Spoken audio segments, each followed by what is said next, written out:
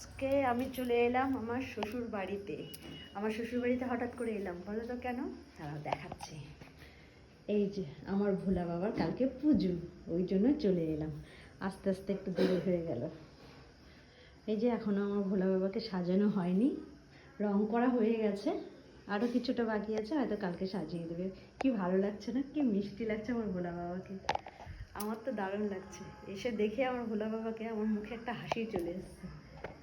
চলো যাই এবার বাড়ির ভেতরে। এই যে আমাদের মন্দির সাজানো হচ্ছে ফুল দিয়ে।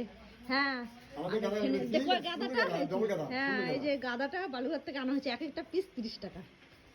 এখানে তাই নিচ্ছে না দাম? দেখো, নিবেই বলে লাভ নেই। আর তার মধ্যে কি অনেকে মানে এটা বিয়ের সিজন নাকি? হ্যাঁ, এই যে নিয়ে আসা হলো বালুঘাট থেকে, আর এখন সাজানো হচ্ছে আমাদের সুন্দর করে ভোলা বাবার মন্দির। সাজাও সাজাও। আমার ভোলা বাবার পুজো বলে কথা, তো তোর ঝোর তো আগের দিন রাত্রি থেকে করতে হবে না, আর আমাদের আগের দিন রাত্রি থেকেই করতে হয়, কারণ পরের দিন অনেক ঝামেলা হয়ে যায়। না হলে সকাল থেকে উঠে না পুজোর জোগাড়, একদিনে 4-4টা পুজো হয়, জোগাড় করতে অনেক সময় লেগে যায়। তো এখানে মা না রাত্রিবেলা ক্ষীর বসিয়ে দিয়েছিল ভোলা বাবার জন্য, ক্ষীর করছিল, আর এদিকে একটু মুড়কি করে রাখবে রাত্রিবেলা। আর আমাদের যখন ঠাকুরের জিনিস করে, আর আমার মা কিন্তু কাপড় জামা ছেড়েই ঠাকুরের জিনিস করতে বসে।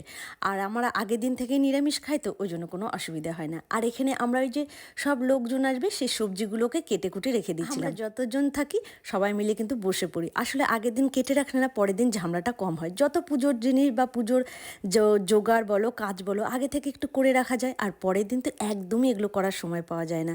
আর লোকগুলো, যত লোকজন আসে, কাজের লোকগুলো আসে, তারা তাদের কাজেও ব্যস্ত হয়ে পড়ে। একটা দুটো তো আর কাজ থাকে না একটা অনুষ্ঠান বাড়িতে, অনেক কিন্তু কাজ থাকে। আর এখানে আমরা যতটা পারি সবজি কাটা থেকে সব কিছু, মানে যেটা যেটা কেটে রাখা যায় রাত্রিবেলা, সেটাই আমরা কিন্তু কেটে রাখি। আর পরের দিন ওই ভারী কাটাগুলো লোকজন আসলে কিন্তু করে।